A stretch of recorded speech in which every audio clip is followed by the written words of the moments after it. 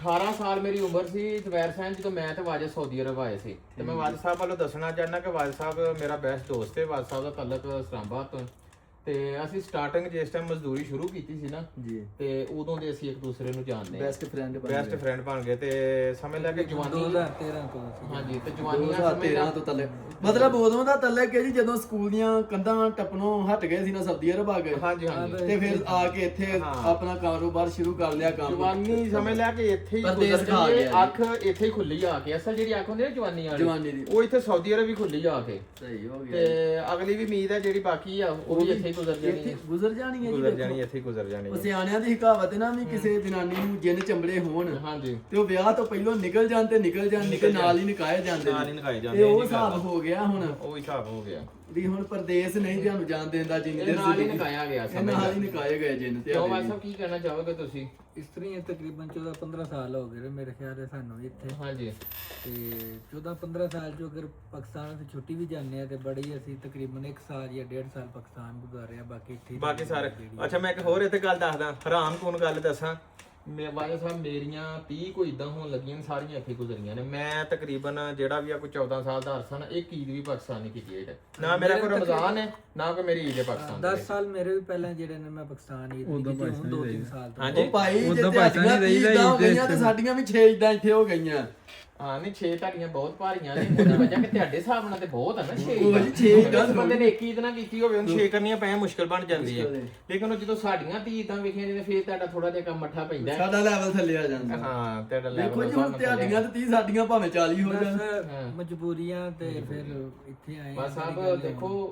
ਘਰ ਦੀ ਗੁਰਬਤ ਜਾਂ ਗਰੀਬੀ ਕੱਢਣ ਵਾਸਤੇ ਨਾ ਫਿਰ ਮਿਹਨਤ ਤੇ ਜ਼ਰੂਰੀ ਹੈ ਨਾ ਘਰ ਤੇ ਛੱਡਣਾ ਪੈਂਦਾ ਹੈ ਨਾ ਕਿਉਂਕਿ ਪਰਦੇਸ ਕੱਟਣਾ ਵੀ ਸ਼ੇਰਾਂ ਦਾ ਕੰਮ ਹੈ ਫੁੱਦੂ ਬੰਦੇ ਦਾ ਥੋੜੀ ਨਹੀਂ ਜੀ ਨਹੀਂ ਇਹ ਬੜੀ ਹਿੰਮਤ ਨਾਲ ਬੜੇ ਜਜ਼ਬੇ ਨਾਲ ਸ਼ੇਰ ਕੱਟਿਆ ਬੰਦਾ ਜਾਂਦਾ ਹੈ। ਕੱਟਦਾ ਮੈਂ ਕਹਿੰਦਾ ਜਿਹੜੇ ਲਫ਼ਜ਼ ਬਣੇ ਆ ਨਾ ਦੁੱਖ ਮੁਸ਼ਕਲ ਮੁਸੀਬਤ ਪਰੇਸ਼ਾਨੀ ਬਾਖਦਾ ਇਹ ਸਾਰੇ ਲਫ਼ਜ਼ ਪਰਦੇਸੀ ਵਾਸਤੇ ਛੋਟੇ ਨੇ ਪਰਦੇਸੀ ਵਾਸਤੇ ਇਹ ਫੌਤਗੀਆਂ ਹੋ ਜਾਂਦੀਆਂ ਨੇ ਆਪਣੇ ਖੂਨੀ ਰਿਸ਼ਤਿਆਂ ਦੀਆਂ ਤੇ ਉੱਥੇ ਵੀ ਨਹੀਂ ਪਹੁੰਚਿਆ ਜਾਂਦਾ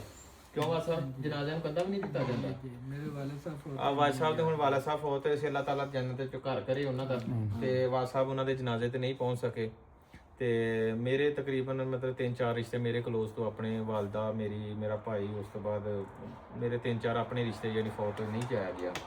ਤੇ ਇਹ ਭਾਈ ਦੁਨੀਆਦਾਰੀ ਆ ਘਰ ਦੀ ਗਰੀਬੀ ਗੁਰਬਤ ਕੱਢਣ ਵਾਸਤੇ ਉਸ ਤੋਂ ਬਾਅਦ ਕਾਮਯਾਬ ਹੋਣ ਘਰ ਦੀ ਵਾਸਤੇ ਛੱਤ ਪਾਉਣ ਵਾਸਤੇ ਦੇਖੋ ਪੈਰ ਬਾਹਰ ਕੱਢਣਾ ਪੈਂਦਾ ਘਰ ਬੈਠੇ ਰਹੋਗੇ ਕੱਖ ਵੀ ਨਹੀਂ ਕਰ ਸਕਦੇ ਔਰ ਮੈਂ ਇੱਕ ਹੋਰ ਗੱਲ ਇੱਥੇ ਦੱਸਣਾ ਚਾਹੁੰਦਾ ਬੰਦੇ ਕਹਿੰਦੇ ਪ੍ਰਦੇਸ਼ ਬੜਾ ਔਖਾ ਬਿਲਕੁਲ ਔਖਾ ਹੈ ਬਹੁਤ ਔਖਾ ਲੱਗਦਾ ਸੀ ਲੇਕਿਨ ਮੈਂ ਜਿਹੜੀ ਇਹ ਛੁੱਟੀ ਵਾਸਤੇ ਗਿਆ ਨਾ ਉਸ ਛੁੱਟੀ ਦੇ ਵਿੱਚ ਮੈਨੂੰ ਲੱਗਾ ਕਿ ਪ੍ਰਦੇਸ਼ ਅਸੀਂ ਕੱਟਾਂਗੇ ਤੇ ਬਹੁਤ ਬਿਹਤਰ ਕਰਾਂਗੇ ਉਹਦੀ ਵਜ੍ਹਾ ਵੱਲਾ ਜੀ ਮੈਂ ਬਹੁਤ ਘਰ ਐਸੇ ਵੇਖੇ ਨੇ ਕਿ ਜਿੰਨਾ ਘਰਾਂ ਦੀਆਂ ਔਰਤਾਂ ਬਾਹਰ ਜਾ ਕੇ ਮਜ਼ਦੂਰੀ ਕਰਦੀਆਂ ਤਾਂ ਬਾਹਰ ਜਾ ਕੇ ਉਹ ਮਜ਼ਦੂਰੀ ਕਰਦੀਆਂ ਬਗਾਨੇ ਬੰਦਿਆਂ ਦੇ ਅੰਦਰ ਮੇਰੇ ਉੱਥੋਂ ਜਾ ਕੇ ਮੇਰੇ ਜ਼ਮੀਰ ਨੇ ਵੱਲਾ ਮੈਨੂੰ ਇਸ ਗੱਲ ਤੇ ਹਿਲਾਇਆ ਕਿ ਅਗਰ ਅਸੀਂ ਪ੍ਰਦੇਸ਼ ਕੱਟਣ ਦੇ ਨੇ ਇਹਦੇ ਨਾਲੋਂ ਬਹੁਤ ਬਿਹਤਰ ਆ ਤੇ ਕਿਸੇ ਘਰ ਦੀ ਵੀ ਅਗਰ ਔਰਤ ਜਾ ਕੇ ਬਾਹਰ ਮਜ਼ਦੂਰੀ ਕਰੇ ਤੇ ਬੰਦੇ ਘਰ ਬੈਠੇ ਰਹਿਣ ਨਾ ਉਹਦੇ ਨਾਲੋਂ ਬਹੁਤ ਬਿਹਤਰ ਹੈ ਕਿ ਤੁਸੀਂ ਆਪ ਜਾ ਕੇ ਪ੍ਰਦੇਸ਼ ਕੱਟ ਲਓ ਤੁਹਾਡੇ ਘਰ ਦੇ ਜਿਹੜੇ ਮੇਨ ਰਿਸ਼ਤੇ ਹੈਗੇ ਨੇ ਮਾਸੂਮ ਰਿਸ਼ਤੇ ਹੈਗੇ ਨੇ ਤੁਸੀਂ ਚੋਰ ਸਾਹਿਬ ਘਰ ਦੇ ਵਿੱਚ ਸੁੱਖ ਦੀਆਂ ਇੱਕ ਬੰਦਾ ਜ਼ਰੂਰ ਔਖਾ ਹੁੰਦਾ ਪਿਛਲੇ 10 12 15 ਜੀ ਜਿਹੜੇ ਆ ਨਾ ਉਹ ਫਿਰ ਸੁੱਖ ਦੀ ਰੋਟੀ ਖਾਂਦੇ ਨੇ ਕਿਉਂ ਵਾਸਾ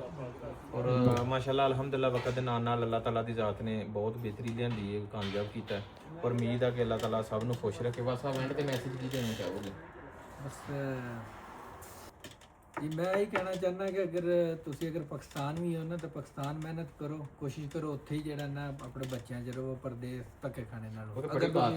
ਅਗਰ ਤੁਸੀਂ ਆ ਜਾਂਦੇ ਹੋ ਇੱਥੇ ਪਰਦੇਸ ਕਿਸੇ ਵੀ ਕੰਟਰੀ 'ਚ ਚਲੇ ਜਾਂਦੇ ਜੇ ਹਾਂਜੀ ਮਿਹਨਤ ਕਰੋ ਮਿਹਨਤ ਤੁਸੀਂ ਜਿੱਥੇ ਵੀ ਕਰੋ ਤੇ ਇਨਸ਼ਾਅੱਲਾ ਅੱਲਾਹ ਕਰੇ ਅੱਲਾਹ ਦੀ ਜ਼ਾਤ ਕਾਮਯਾਬ ਕਰਨ ਵਾਲੀ ਅੱਲਾਹ ਦੀ ਜ਼ਾਤ ਮਿਹਨਤ ਕਰੋ ਤੇ ਸਾਫ਼ ਦਿਲ ਨਾਲ ਜਿਹੜਾ ਨਾ ਨੇਕ ਨੀਤੀ ਨਾਲ ਕੰਮ ਕਰੋ ਨਮਾਜ਼ 5 ਵਕਤ ਪੜੋ ਤੇ ਬਾਕੀ ਅੱਲਾਹ ਦੇ ਛੱਡ ਦਿਓ ਇਨਸ਼ਾਅੱਲਾ ਅੱਲਾਹ ਤੇ ਭਰੋਸਾ ਰੱਖੋ ਅੱਲਾਹ ਦੀ ਜ਼ਾਤ ਕਾਮਯਾਬ ਕਰਨ ਵਾਲੀ ਅਸਲਾਮ ਅਲੈਕੁਮ ਜੀ